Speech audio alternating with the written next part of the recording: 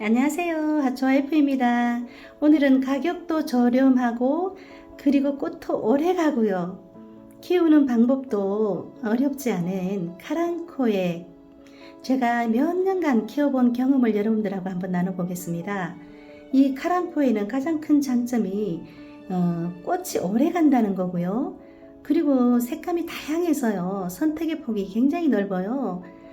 가장 좋아하는 색깔로 한 서너 가지만 키워도 정말 베란다가 화사하게 변하는 그런 아주 매력적인 꽃이죠. 제가 여러 가지 꽃을 키우지만 주변 분들한테 가장 많이 선물하는 종류가 요 카랑코의 종류들입니다. 그 이유는 주는 사람이나 받는 사람이나 부담 없는 또 가격대고요. 그리고 꽃이 오래 가기 때문에 받는 분들이 다 좋아하시더라고요.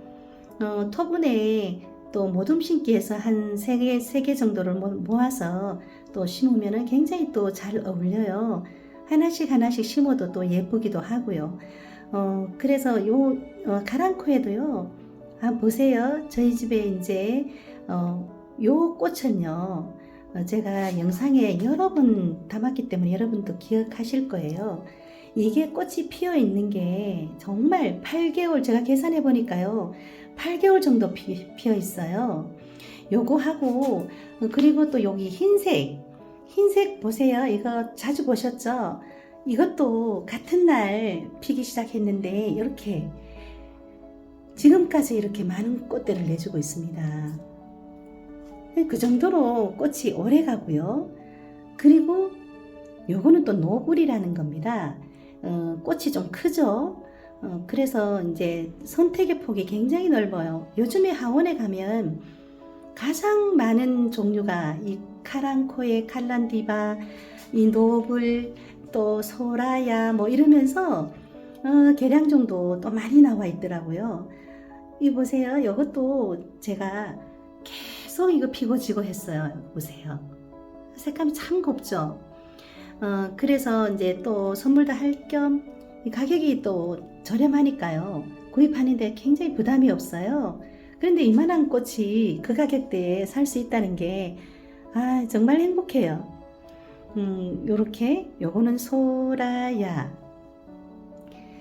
이것도 제가 몇 가지 색상을 사가지고 3가지는 모둠 심기를 해서 선물을 했고요. 요거는 또 겹으로 피는 거라서 조금 다르죠. 요게 굉장히 이것도 다양하게 핑크, 노랑 뭐 다양하게 나와요. 그래서 여러분들이 선택할 수가 있어요. 요거는 소라야라고 불리더라고요. 유통되기를. 그러면 키우는 요령을 한번 몇 가지로 요약해서 말씀을 드리겠습니다. 제가 여러분들이 보시면 제가 토분에 심었습니다. 그 이유는 이게요. 화분이 클 이유가 하나도 없어요. 요게 전부 다 12호분에서 14호분이에요. 저희 집에 토분이. 그런데 요게 8개월 됐는데 이 정도 흰색이 제일 사이즈가 크더라고요. 키가 훌쩍 컸어요. 근데 요것도 12호분에 심었습니다. 그러니까 여러분들한테 요거를 칼랑코에나 칼란디바 종류는 작은 화분에 심어주라고 여러분들한테 말씀을 드리겠습니다. 그러면은 가습이 되지 않고요. 제가 보기에는 충분하게 오히려 꽃을 더 많이 오랫동안 피워주는 것 같아요. 그러니까 작은 화분에 심어줘라. 가능하면 제가 경험하기는 그렇습니다. 토분이 좋은 것 같아요. 얘는 물을 좋아하지 않기 때문에 토분에 심으면 실패할 확률을 확 줄여줘요. 그래서 저는 이 카랑코의 종류는 다 토분입니다. 거기가 요즘에 저는 이제 토분으로 가르고 있는데 이 카랑코에만큼은 특히나 토분에 심어줍니다. 그리고 얘는 물을 어떤 그 카랑코에를 농어를 하시는 분이 그러시더라고요. 물을 많이 줘서 죽이지 말고 물을 말려서 죽여라.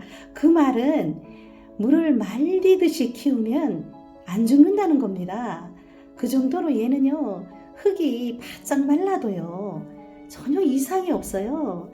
그러니까 이 정도로 말랐는데 얘가 꽃을 피우네 이럴 정도예요. 특히나 겨울이나 여름 이럴 때는요. 물을 아껴서 주라는 겁니다. 그리고 세 번째로 이 꽃을 오래 보려면요. 여기 보세요. 제가 이게 한 정말 몇 개월이 됐기 때문에 이 흔적이 다 남아 있잖아요. 위는 이렇게 꽃이 계속 꽃대가 이렇게 올라오지만요. 이렇게 지는 꽃이 있어요. 요 보세요. 요거. 요런 진 꽃은요. 요렇게 요렇게 그냥 따주시면 돼요. 얘가 가위로 안 해도요. 요렇게 따져요. 요거를 밑에를 요렇게 따주면요. 깔끔할 뿐더러 이 위에서 다시 꽃을 낸다는 겁니다. 요렇게 그렇게 해서 피고 지고 요 밑에 이렇게 흔적이 꽃대 이렇게 꽃송이 잘라준 흔적이잖아요. 그런데 요렇게 참 사랑스럽죠. 그런데 이거를 8개월 동안 피워줬다면 거기다 또 가격이 그렇게 저렴할 수가 없어요. 아유, 진짜 이거는 꼭 권해드리고 싶어요.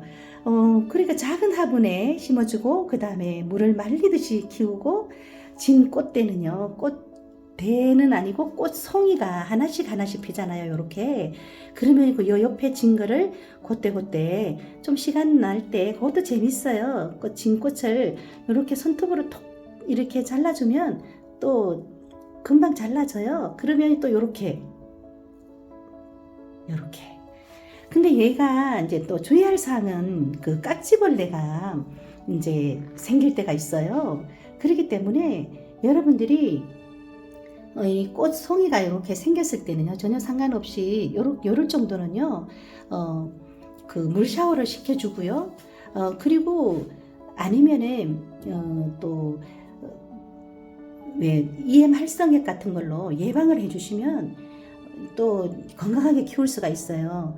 목초액 있잖아요. 그것도 이제 잎에 뿌려주고 또 흙 위에 요즘에 또 뿌려주는 게 있잖아요. 그렇게 또 뿌려주면서 그 예방이 가장 건강하게 키울 수 있는 방법 중에 하나예요. 제가 키워보니까. 그래서 조금 흙 배합이라든지 이런 것들이 조금 배수가 잘 돼야지 얘는 영양이 부족해서 꽃이 피지 않는 건 아닌 것 같아요. 제가 경험해 보니까. 그래서 저는 이 전부 다 이제 거목산업사 분갈이 흙으로 분갈이를 했는데요. 제가 요 노브를 한번 분갈이를 한번 해볼게요. 이렇게 꽃대도 많고요. 잎도 풍성한데 요 화분이요 10호분밖에 안 돼요. 그 정도로 이 화분 사이즈는요 얘한테는 오히려 작은 게 꽃을 잘 피워준다는 거 여러분들한테 아까 전에 말씀드렸죠. 그럼 처음에 이걸 사오면 자신이 없다 그러면 그냥 큰 잎 이렇게 큰 잎이 있어요. 요거는요 이렇게 따주셔야 돼. 이렇게 따고 그냥 이렇게 이게 조금 풀분이 조금 약하잖아요. 좀 힘이 없으니까 그냥 이렇게 요게 12호 토분인데요. 이렇게 쏙 집어 넣어 가지고 여러분 안정감이 있으면서 또 보기도 좋잖아요. 이렇게 해서 꽃을 보셔도 되고 그렇게 해서 이제 꽃을 충분히 보신 다음에 알비로 몇 개 올려주시고 하다가 이제 나중에 꽃이 지고 나면 그때 이제 또 분갈이를 하셔도 늦지 않으니까요. 그렇게 하셔도 되는데 저는 이제 최근에 사온 것까지도 분갈이를 다 했습니다. 그러면 이렇게 보세요. 요렇게 돼 있어요. 그러면은 저 같은 경우에는 요 밑에 요 잎 있잖아요. 이거는 그냥 가위로 다 손으로 잘라도 잘라지더라고요. 이렇게 다 잘라줍니다.